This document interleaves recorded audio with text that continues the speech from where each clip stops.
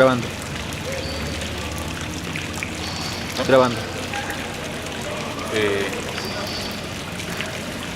Cuando hablamos de la época de la independencia, generalmente asociamos la historia oficial que nos ha enseñado la escuela sobre el 20 de julio. Y cuando hablamos sobre la independencia en el contexto de la costa caribe colombiana, los textos se quedan cortos al hablarnos simplemente sobre la independencia de Cartagena o el sitio de Morillo. Los textos de escuela lo que nos hacen es enseñarnos que más allá de esos acontecimientos que fueron realmente importantes, hay otros acontecimientos que también ayudaron a configurar la historia de la independencia colombiana. Uno de esos acontecimientos es la Revolución de los Curas, muy desconocido en la historiografía colombiana hasta hace pocos años.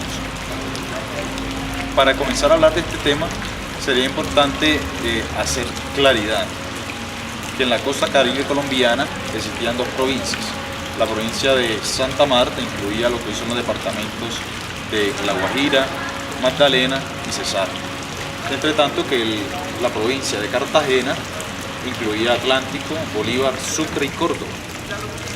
En este orden de ideas, el pueblo de Sampuez, el pueblo indígena de Sampuez, estaba dentro de la provincia de Cartagena.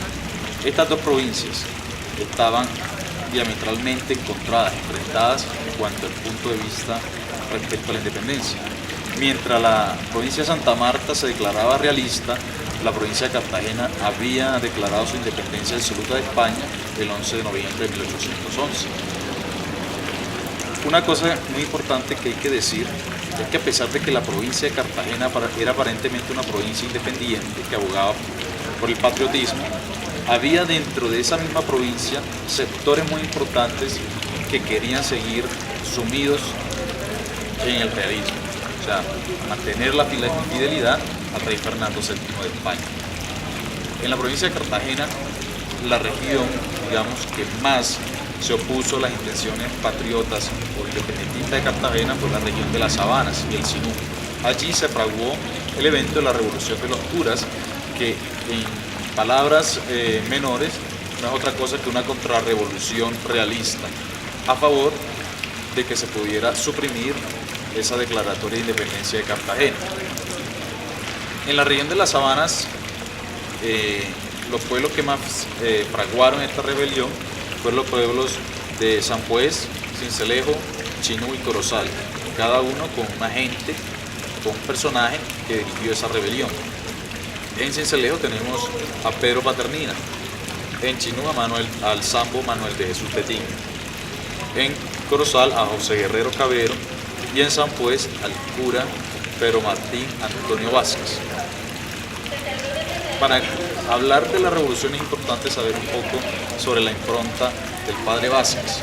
El padre Vázquez era cura de Sampuez desde al menos el año 1807, son las referencias más antiguas de este cura. Sin embargo, él provenía de una familia que estaba muy entroncada con la curia de la provincia de Cartagena. Su tío, Jorge José Vázquez, era cura desde al menos la década de 1770 de los pueblos de Chinú y San Andrés.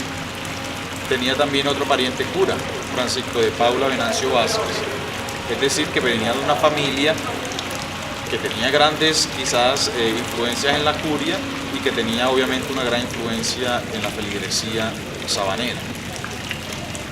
El padre Vázquez, junto con su tío, eran hacendados realistas.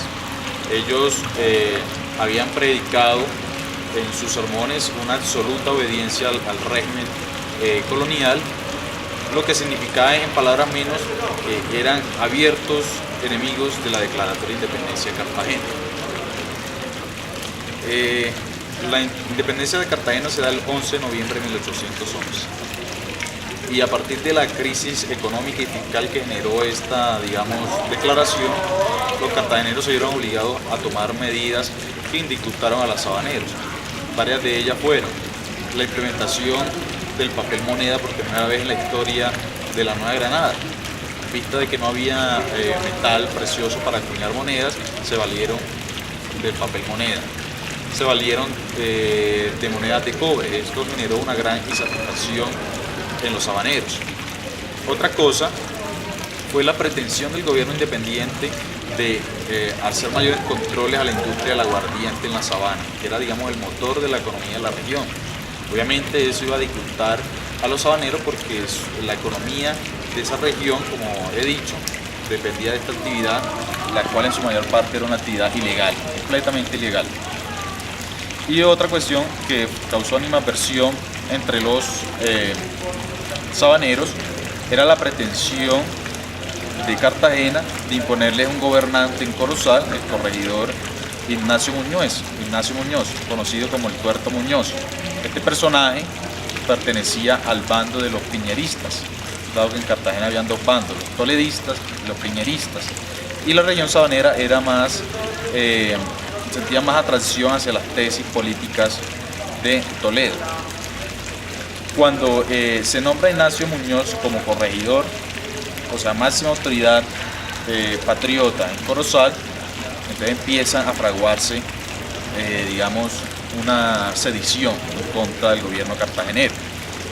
Los agentes realistas de Corozal, de San Juez, de Chinú y Sincelejo empiezan a tomar contacto con los oficiales realistas de la provincia de Santa Marta, específicamente con Pedro Domínguez, que era el comandante realista del puerto de Tenerife, a orillas del Magdalena. En las cartas secretas que le enviaba, habían acordado de que tropas samarias iban a cruzar la provincia de Cartagena e invadir la región de las Sabanas. En ese preciso momento en que eso ocurriera, los pueblos de San Juez, Chinú, Corozal y otros, instigados por sus curas, quienes eran realistas, declararían fidelidad a Fernando VII y luego procederían a invadir Cartagena y dar por terminada la experiencia independentista de Cartagena. ¿Qué pasó? La provincia de Santa Marta empezó a demorarse en lo acordado, el ejército de Pedro Domínguez no invadía la provincia y los gestores, digamos, de esa rebelión se veían ya, digamos, presionados por las autoridades patriotas. Ya desde Corozal, el alcalde José de Flores tenía indicios de que el cura de San Juez, Pedro Paternina de Sincelejo, Manuel de Jesús Betín mantenían correspondencia con los realistas de Santa Marta. José de Flores emitió una orden de captura contra uno de esos instigadores, que fue José Guerrero Cabero en Corozal, y este señor, antes de pasar al Superior Tribunal de Justicia de Cartagena, lo que hizo fue reunirse en Chinú, en San Juez, en Sincelejo, para adelantar la rebelión. Aún así, ellos no se atrevían. ¿Por qué? Porque ¿cómo se iban a declarar en fidelidad a Fernando VII si no tenían un ejército, que era supuestamente lo que le iba a proveer Pedro Domínguez desde Santa Marta? Sin embargo, un hecho precipitó los acontecimientos. En la madrugada del 16 de septiembre de 1812, un sujeto llamado Simón Abad iba pasando por el camino real que desde el Sinú conduce a Corozal con destino a Cartagena. Llevaba 200 cerdos gordos que llevaba para el abasto de Cartagena. Un grupo de indios detenieron la piara y empezaron a exigir a viva voz de que se jurara a Fernando VII y que no se le permitiera a Cartagena, a los patriotas de Cartagena, seguir usando los recursos de las sabanas.